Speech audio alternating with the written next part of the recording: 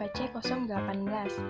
Kami akan membawakan materi farmakokinetik yang akan membahas mengenai ikatan obat dengan protein plasma. Berikut penjelasannya.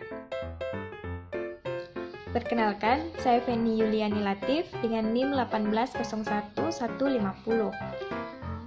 Nah, kita ketahui banyak obat yang berinteraksi dengan protein plasma, jaringan, atau makromolekul lain seperti melanin dan DNA. Pada interaksi tersebut akan membentuk suatu kompleks obat makromolekul yang lebih dikenal dengan ikatan obat protein. Ikatan obat protein dapat terjadi dua proses, yaitu proses reversibel atau proses irreversibel. Ikatan protein obat yang terjadi secara irreversibel umumnya merupakan hasil aktivasi kimia obat yang kemudian berikatan kuat dengan protein, seperti ikatan kimia kovalen. Sedangkan pada proses ikatan protein obat secara reversibel, sebagian besar obat berikatan atau membentuk kompleks dengan protein tetapi memiliki ikatan kimia yang lemah, seperti ikatan hidrogen. Asam-asam amino yang menjadi penyusun rantai protein mempunyai gugus-gugus yang tersedia untuk berikatan dengan obat secara reversibel. Saya Tanpa Ali dengan NIM 1801110. Dalam darah, obat akan diikat oleh protein plasma dengan berbagai ikatan lemah, yaitu ikatan hidrofobik, van der Waals, hidrogen, dan ionik. Ada beberapa macam protein plasma di antaranya. Yang pertama, albumin. Protein plasma ini mengikat obat-obat asam dan obat-obat netral, misalnya steroid, serta bilirubin dan asam-asam lemak. Albumin mempunyai dua tempat ikatan, yakni site 1 dan site 2. Pada site 1, mengikat warfarin, fenilbutason, phenytoin, asam valproat, tolbutamid, sulfonamid, dan bilirubin. Site 1 disebut juga sebagai warfarin site. Sedangkan pada site 2, mengikat diazepan dan benzodiazepin lainnya, asam-asam karboksilat, dalam hal ini kebanyakan AINES, penisilin, dan derivatnya. Site 2 disebut juga diazepam site. Untuk asam-asam lemak, mempunyai tempat ikatan yang khusus pada albumin. Yang kedua, alpha-glycoprotein atau alpha-acid glycoprotein, khusus untuk mengikat obat-obat basah. Yang ketiga ada CBG, corticosteroid binding globulin, khusus mengikat kortikosteroid. Yang keempat ada SSBG, sex steroid binding globulin, khusus mengikat hormon kelamin. Saya Citra Sandabunga, NIM 1801114. Obat yang terikat protein merupakan suatu kompleks yang besar sehingga tidak dapat melewati membran sel dengan mudah. Oleh karena itu, memiliki distribusi yang terbatas sehingga dapat dikatakan obat yang memiliki ikatan dengan protein tidak aktif secara farmakologi dan tidak dapat menimbulkan efek terapi. Sebaliknya, obat bentuk bebas atau tidak terikat dapat melewati membran sel sehingga aktif secara terapeutik. Perkenalkan, nama saya Devia Novelia Patabang dengan NIM 1801123. Obat yang terikat pada protein plasma akan dibawa oleh darah ke seluruh tubuh.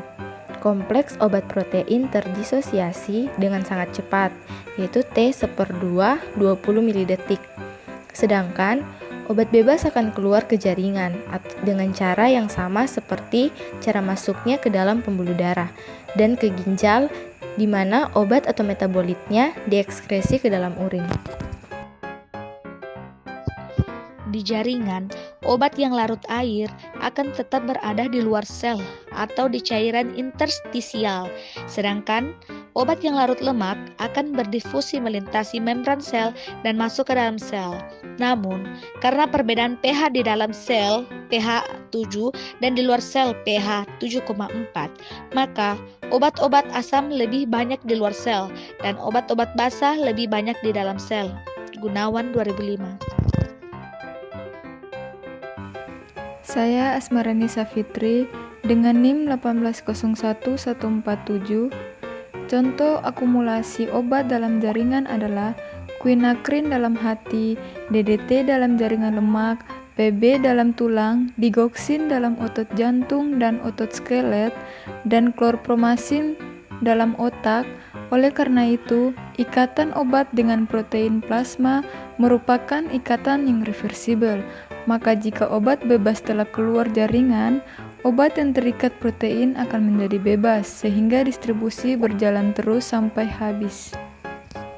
Saya Muhammad Ilyas Effendi Musa, NIM 1701130 akan melanjutkan penjelasan tentang ikatan obat dengan protein dalam plasma darah.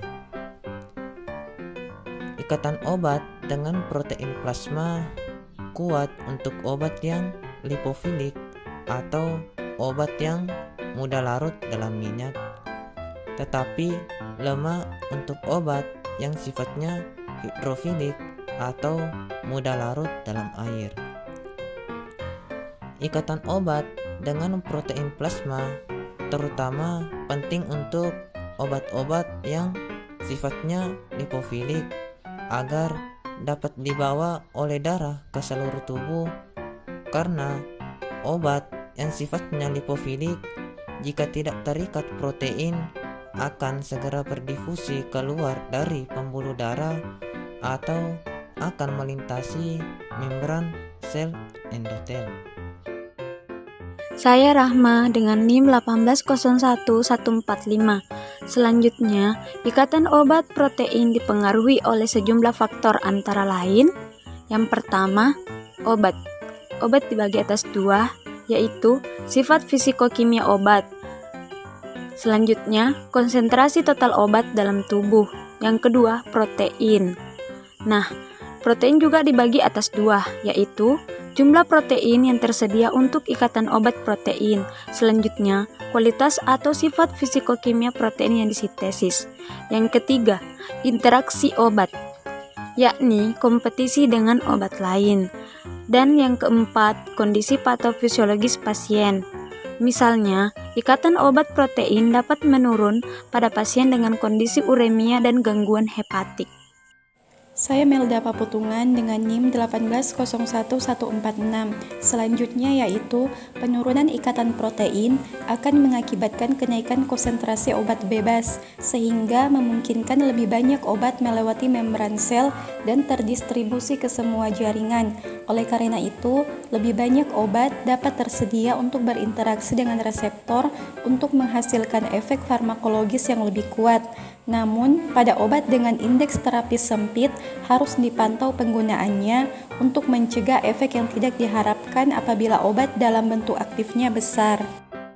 Saya Nurlista dengan NIM 1801113. Pada interaksi pergeseran protein, obat-obat asam akan bersaing untuk berikatan dengan albumin di tempat ikatan yang sama antar obat-obat yang mengikat site 1 atau antar obat-obat yang mengikat site 2.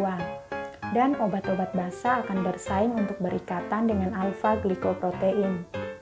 Karena tempat ikatan pada protein plasma tersebut terbatas, maka obat yang ada pada dosis terapi telah menyebabkan jenuhnya ikatan akan menggeser obat lain yang terikat pada tempat ikatan yang sama, sehingga obat yang tergeser ini akan lebih banyak yang bebas. Selanjutnya, obat yang bebas ini akan keluar dari pembuluh darah dan menimbulkan efek farmakologi atau dieliminasi dari tubuh. Saya Kevin Mardinan, NIM 1801133.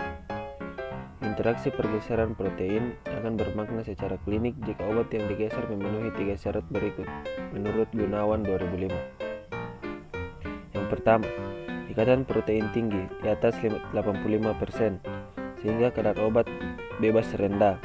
Akibatnya, pergeseran sedikit saja sudah meningkatkan jumlah obat bebas secara bermakna atau puluhan persen. Yang kedua, volume distribusi kecil atau di bawah 0,15 liter per kilogram, sehingga peningkatan jumlah obat bebas tidak habis terdistribusi atau yang terjadi jika volume distribusinya luas, tapi memberikan peningkatan kadar plasma yang cukup bermakna. Obat-obat yang mempunyai volume distribusi yang kecil adalah obat-obat asam karena penyebarannya lebih banyak di luar sel. Yang ketiga, margin of safety atau batas keamanan sempit, sehingga peningkatan kadar plasma yang relatif kecil sudah bermakna secara klinik. Saya Nur Fitri, NIM 1801137. Yang memenuhi syarat sebagai obat penggeser adalah obat-obat yang pada kadar terapi telah menjenuhkan tempat ikatannya pada protein. Misalnya, phenylbutazone, asam valproat, dan sulfonamid untuk albumin set 1, ibuprofen dan ketoprofen untuk albumin set 2, sedangkan asam salisilat dan naproxen untuk albumin set 1 maupun set 2. Sebagai contoh, phenylbutazone adalah obat asam yang pada dosis terapi telah menjenuhkan ikatan pada set 1 albumin plasma. Jika diberikan bersama warfarin, yang juga obat asam dan juga terikat pada set 1 albumin plasma 99%, maka phenylbutazone akan menggeser warfarin dari ikatannya dengan albumin. Dan warfarin bebas yang meningkat akan menimbulkan perdarahan. Phenylbutazone juga akan menggeser tolbutamid dari ikatannya dengan albumin plasma 96%. Dan tolbutamid bebas yang meningkat akan menimbulkan hipoglikemia. Gunawan 2005.